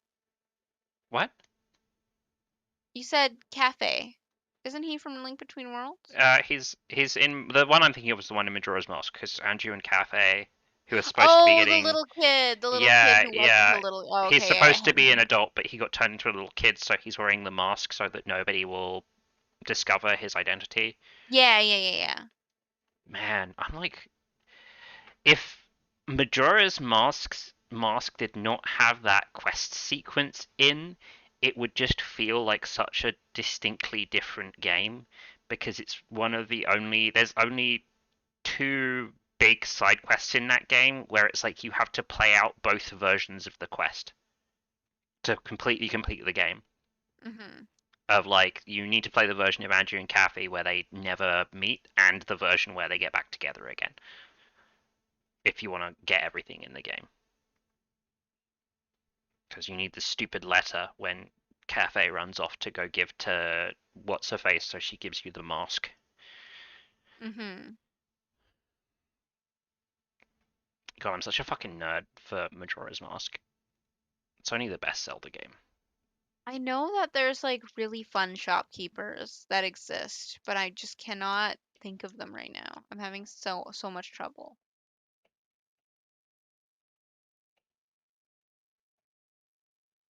Best video game merchants of all time. Oh yeah, Drevin from Metal Gear Solid 4. The fucking weirdo with the monkey. Oh yeah. Beetle. They listed like a merchant from Borderlands 2 that I don't remember at all. Hollow Knight has a couple merchants. It has Sly and it has the map maker's wife. Oh right, the Persona 5 chick who sells you stuff. I think that I wouldn't know. I haven't played it. they're like the pharmacist person. I haven't played it. Yeah. Oh, Tem from Undertale. Oh yeah. Tem go to Colleg. Yeah, Tem would definitely be like, yeah, Tem's pretty good. So the Happy Mask Salesman's on this list, but I don't count him from our list He's because not a merchant. he doesn't sell you anything. Yeah, he just chills in the clock tower doing nothing.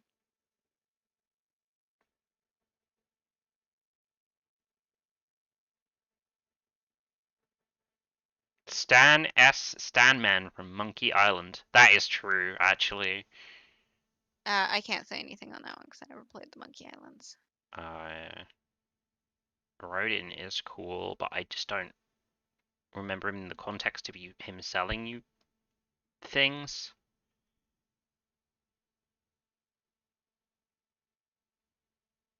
Oh, this is the best shop simulators. I want best shopkeepers. Did Dark Cloud have a shopkeeper? It does, but it doesn't have like a really memorable one. Okay. I wonder if the Futurama game has a shopkeeper.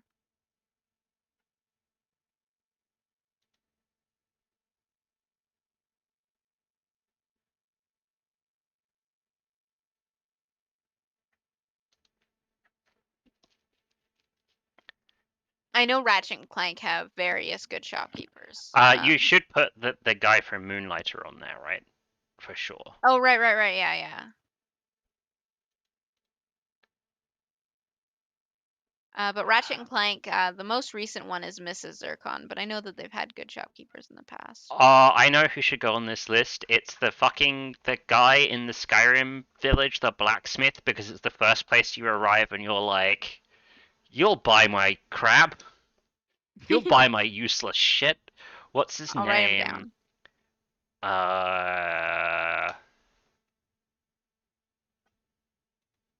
Have you played Brutal Legend? Yes, there's a thing for Ozzy Osbourne is Yeah, plays. I was about to say, does he count? He upgrades your ride. I mean, yes, but it's like because he's memorable because it's Ozzy Osbourne. Yeah. Oh yeah, there's the merchant in the Messenger, which you wouldn't know about because you've not played it. It's a good game though. It's true, I haven't played it. Oh yeah, the Crypt of the Necrodancer shopkeeper. Oh,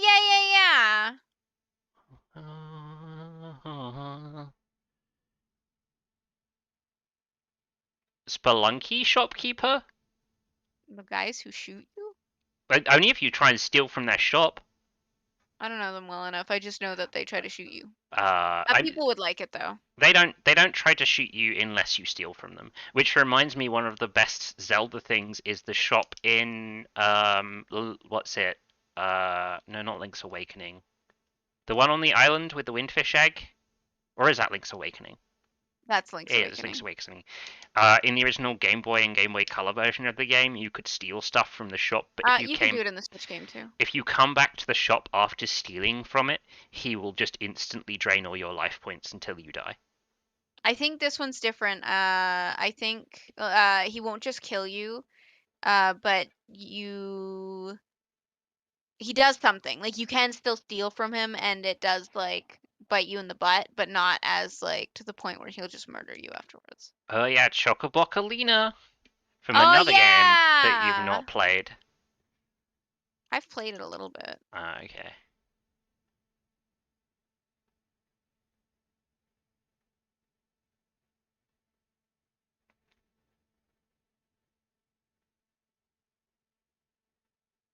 I kind of like the crow from Time Spinner.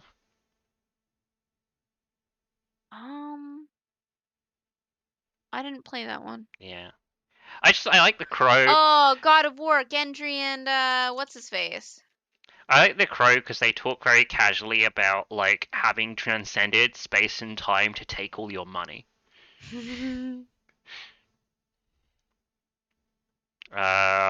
Emil from Nier Automata. Yeah.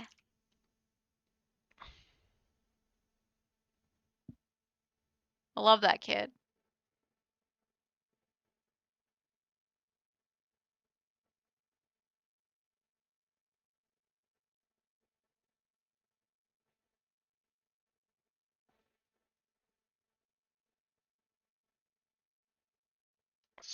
I guess the guy from Deltarune.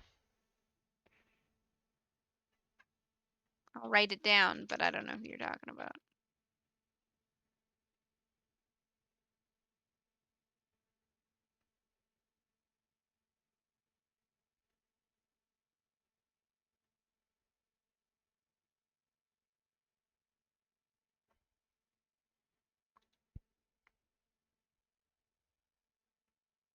My god, this thread.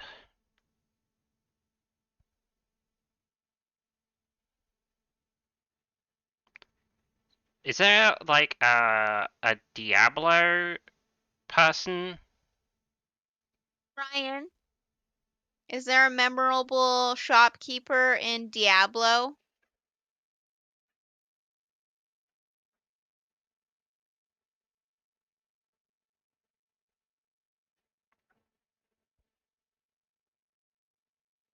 I don't think so. Ryan said, I guess Griswold. Okay, well that doesn't sound convincing. Yeah. I'm not convinced. This one would probably rate low on my list, but Kingdom Hearts has Donald's nephews. Yeah, I guess. Oh, oh, this is a pretty good cut. It's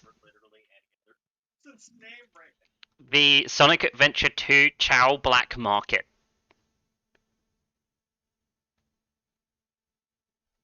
It's literally like a Chow with like sunglasses and a mask on who's trying to sell you bullshit.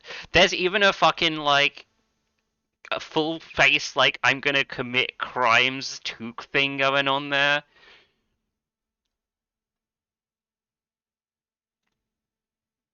Oh, the Circus of Value vending machines in BioShock. Yeah, I would count that. Welcome to the Circus of Values. Yeah.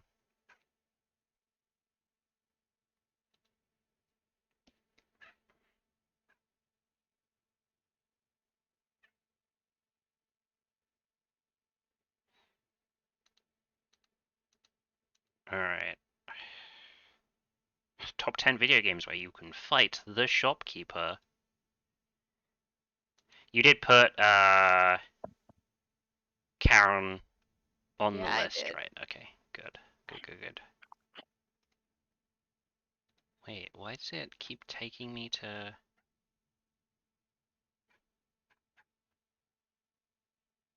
Oh my gosh, this is all the results that I got? 1, 2, 3, 4, 5, 6, 7 results for Shopkeeper video game. Wow. Wow. Doesn't Dark Souls have... Yeah, there is, but I don't know Dark Souls lore. Ryan, any good shopkeepers in Dark Souls? Does the giant crow count?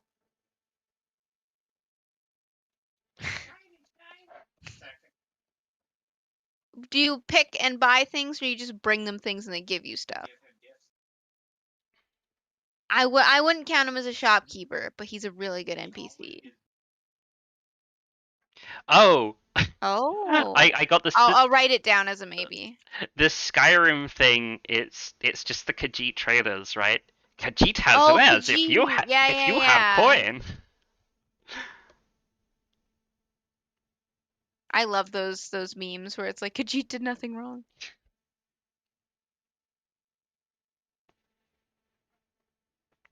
The fucking Khajiit guy at the College of Winterhold, where he just like wants you to help with his experiments, and he just like always fucks you up like every time.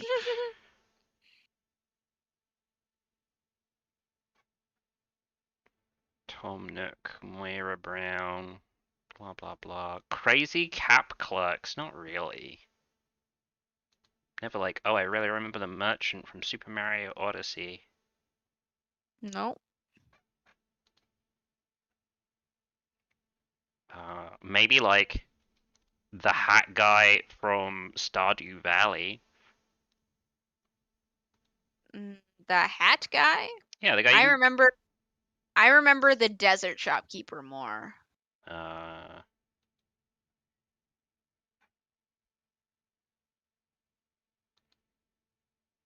Wasn't the hat guy a mouse?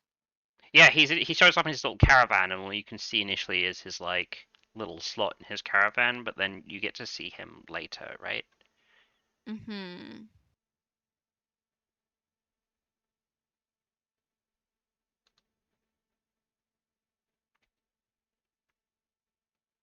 I mean, honestly, if I think of a merchant in Stardew, I think of the guy in the main shop in town. Because he has the thing that I want, which is my improved backpack. Yeah, but the desert lady's cute.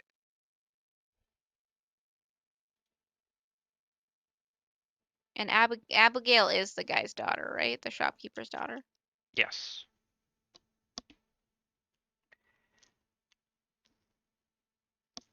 Okay, well, that's... I thought I'd play a lot of games that just don't have shopkeepers. I mean, shops in video games are kind of overrated. It's like, you know, if I was stretching, I could be like Monokuma from Danganronpa because he runs all the shops in Danganronpa because he's a sociopath. I mean, well, we were talking about somebody you think of being a shopkeeper. I definitely don't think of him as being a shopkeeper. That's what I mean. Like, the only reason I thought of it is the art for the shop area in Danganronpa 3 is really memorable because it's just like it's just like crammed with a bunch of stuff that doesn't make any sense. There's like giraffes and armor. Yeah, there's suits of armor. There's some gravy boats. You can't even see the giraffes in that screenshot, but there are giraffes. But that's why I thought of it was find it really weird that I can't think of a bunch of cool shopkeepers despite the fact that a lot of the games I play have currencies.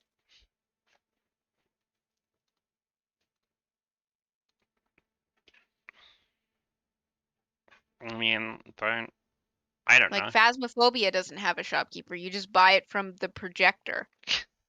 Yes, that everyone's favorite NPC, yeah, the projector the projector. screen. Oh, the Ratchet and Clank weapons thingamajiggy. Yeah, that's what I was saying. Like, so for the newest one, it's Mrs. Zircon. but I think every single Ratchet and Clank has had interesting shopkeepers.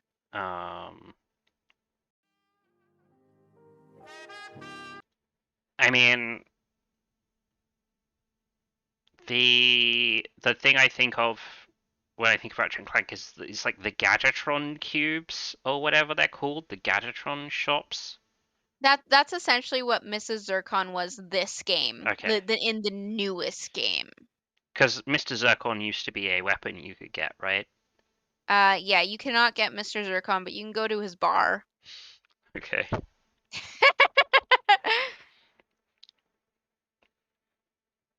I'm also being like, I mean, Kraken Academy had a pretty decent shop in it. I'll write it down, but I didn't get that far in Kraken Academy. I just didn't like it that much. Oh my god, fucking I have 12 minutes in my library. Many regrets. The League of Legends shopkeepers, everybody's favorite League of Legends characters. Yeah, does everyone love the shopkeepers? Really? I don't think anyone dislikes them. You just don't know a lot about them. I like that the one shopkeeper lives in a boat and the other one has a big like creature that sits next to it.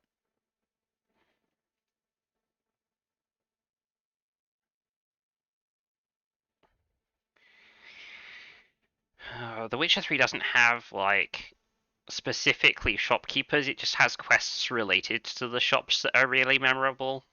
Mm-hmm. Where like if you use the exploit in the game to make a bunch of money by selling pearls, you eventually get a quest to deny that you did tax evasion. So I have a question. Yes. Does the shopkeeper you pester in Entitled Goose Game count? Yes. I mean, you don't actually get to buy things from them, so No, you steal things from them.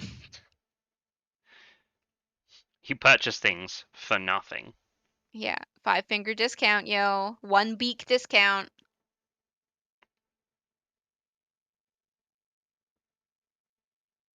I'm looking through my most played PC games.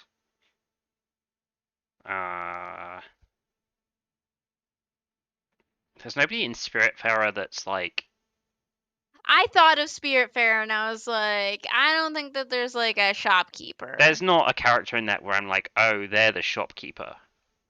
You know. Yeah, we're talking about our favorite shopkeepers because we're trying to think of a tier list, like people. Which meme one? Oh yeah, he was the first one on the list.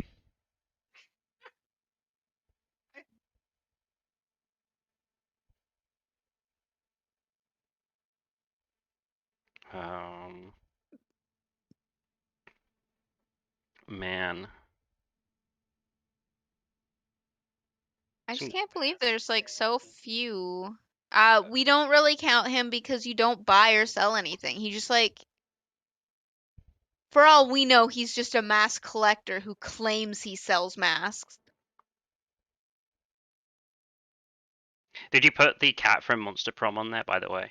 I did. I definitely did. Oh, okay. So this is also potentially cheating because you never actually get to buy or sell anything from them, but they do work in a shop. The fox guy from Night in the Woods. I will. He's your friend, right? Yes. He's your friend, and if you do his route, you like show up to his work and can convince him, and by convince him I mean he readily agrees to, instead of work, to go and do crimes. That sounds fun. Yeah. Night in the Woods is on my list for this year to try to get to. Ryan says patches from Dark Souls. Oh my gosh, I have 8.2 hours on record of playing Yik. Thanks, Tom. Yeah, appreciate that. That's great. It's really useful use of my time.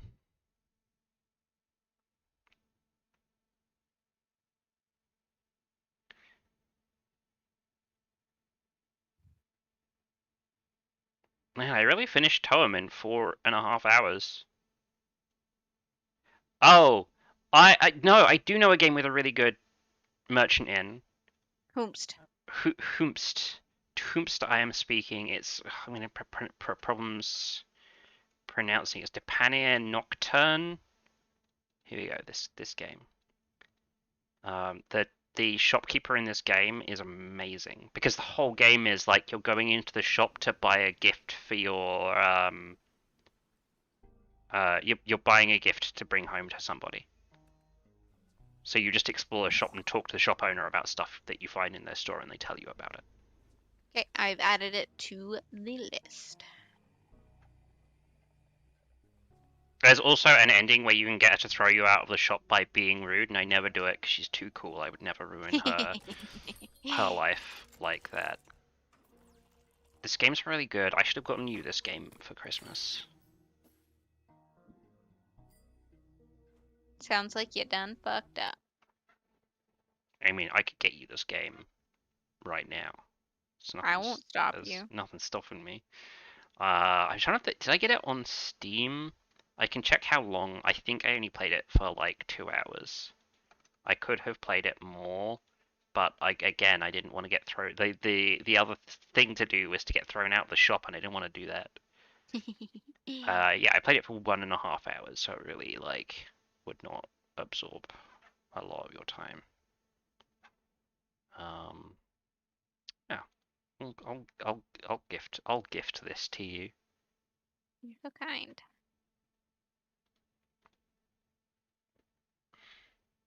And then you can play it for next week, and then you're going to be really informed for. Oh gosh, I have to play it this week. I mean, if we're doing the list next week, then yes. Oh, that's fair. I don't have time. It's I'll try. 90 minutes, all right. Okay. You can do it. As long as I beat Inscription, I'll do it. Oh right, I was like, remind me to ask you about Inscription. How well timed. What great timing. So where are you at in Inscription? I'm doing the weird robot. Oh right, yeah. I got stuck on a specific part of that was kind of irritating. Once I got past that, it was like pretty. I'm on a boss where I pick the rules. Yeah. And he's fucking me up pretty bad. Yeah, when I get boss, the game implies heavily that you can like make him pick rules that make it hard for him to win. But I couldn't find a combination of rules that didn't also make it very hard for me to win. Yeah, that's kind of what So I'm kind of confused with I don't remember all the wording for the rules, but I remember I was looking at the wording and I was like, is it me or him who does this? And I was having trouble with that. But yeah, one of my favorite rules is on the start of my turn, everything takes 1 damage. So basically everything on his side dies at the start of my turn typically, so I get free hits in.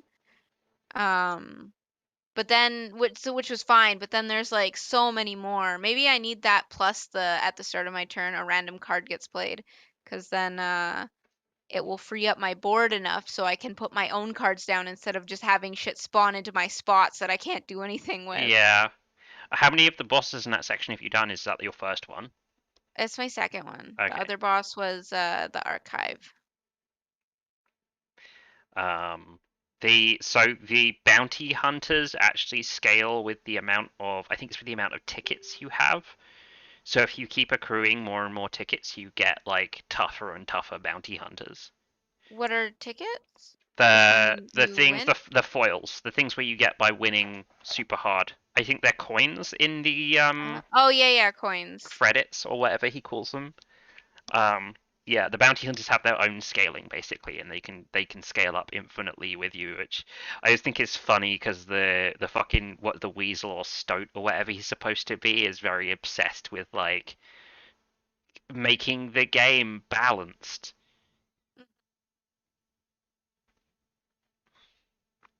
I can't believe I ever felt bad for that jerk. Fuck that guy. No doubt. Okay. Are you enjoying it though?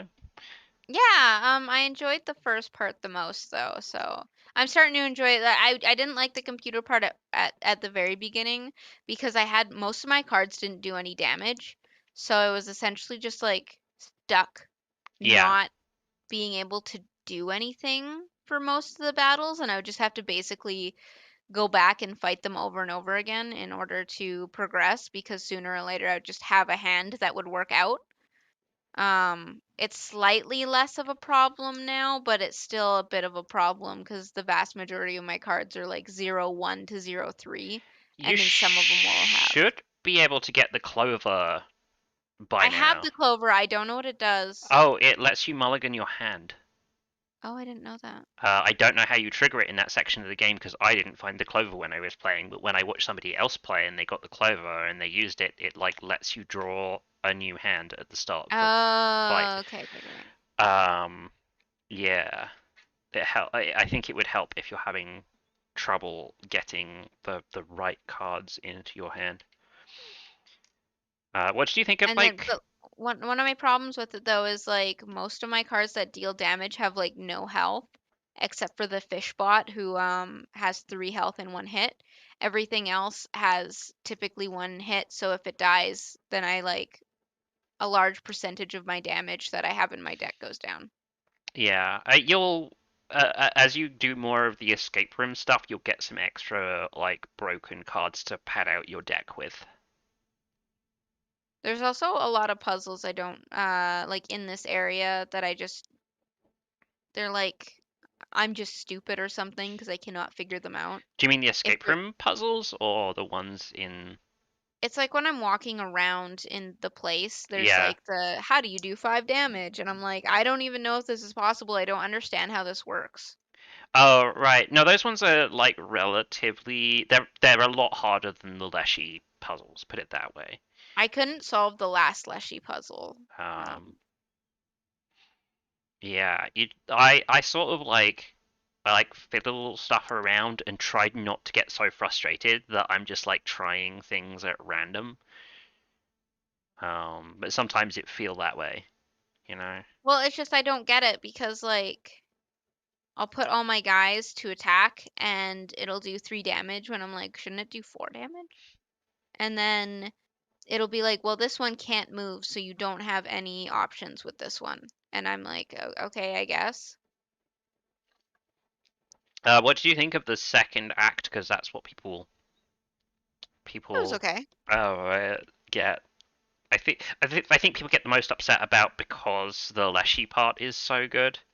Yeah, I mean, I like that I get to build my deck. I always like being able to be in control of the deck I make. Yeah, And so I won't complain about that section based on that. It was also like overall I felt a bit easier. yeah. Um, just because well, just the fact that you have retries and you don't just have to start over again when you lose. Um, and the fact that I don't know what it is. They don't feel as hard. Like it doesn't feel like they're playing as many cards or just being as difficult. Oh, I I sorry. the fights in that section seem a bit easier for the most part. I think because the deck building is more involved and it doesn't want to feel like as punishing for like, oh, I have to go and rebuild my deck to win this fight. So you know how you lose and you get a card made after you. Yeah, I had 3 stupid OP cards. That I had made. One was a 14-14-0 cost. I don't remember if he had an ability. Oh no, I think he did. He had like the cockroach. No, he either had the cockroach ability innately or he had it because I gave it to him from another card. Um, and then I had another free one that was a did not die when sacrificed, and it was a 6/1. So if I got that in my opening hand, I'd just throw it down and like win the turn. And then I had one that was it was one of the ones that respawns into your hand. No, it was a flying one, but it was like a 3/3 flying that was free. nice. Do you know about the unique interaction with the fire people? who will like try and eat your No. cards. Yeah. So What? there's that 1/1 card that's like, oh, this might have a use that looks otherwise useless. Mm-hmm. And you basically take, if you bring that to the campfire and let the people around the campfire eat it, they all get sick and die, and then you can use the campfire infinitely for the rest of that section. That's amazing. Right? Um, I was like, I need to thin my deck. Oh, I know. I'll go to the campfire and just like keep feeding it until they eat it. And then they just didn't. I did it like 5 times and they're like, nope, we didn't need it. I was like, Yeah. I needed to get rid of this. Do you get the achievement for the mushroom people? Oh, I was just looking at it. Was it to You do can a thing with something that's already been. you combine something 3 times, Yeah, I have not and done that yet. by the time you're done, it's like mega fucked up looking. Did you trade a pelt that was fucked up? No. The trader is like, "What did you do to it? I must have it." So what you do, so I got a gold pelt. I got 2 gold pelts and I mushed them together. And so I got a like super strong cards that were mushed together. Oh, so the trader offers you Mushed together cards, yeah. nice. God, the like And it was weird because I had one pelt that was like that and I had another. It was basically I had a shit ton of money this round. I had 3 gold pelts and I combined 2 of them. So I had 2 gold pelts.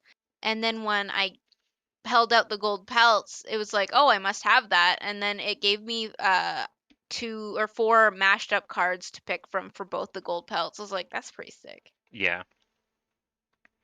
That game's got like so many weird little things to discover in it, and I love it for that. Yeah, I really enjoyed. I had to fight the final boss 3 times because I kept misplaying while I was fighting him.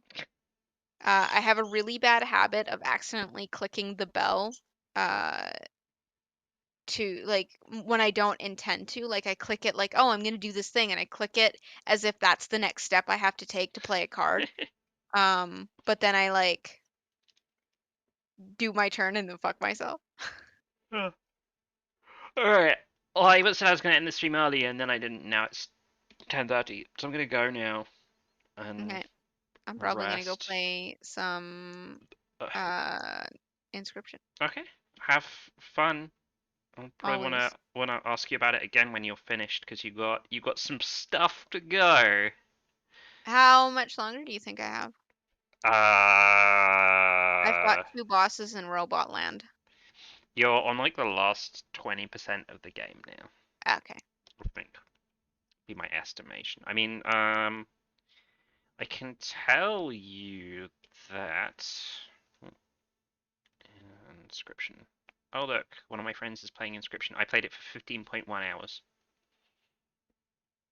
and Oh, I didn't I'm at rush. 13 right now. Yeah, I didn't rush or go slowly. I just went through it at a pace, so that'll give you an idea of how much more you got to go.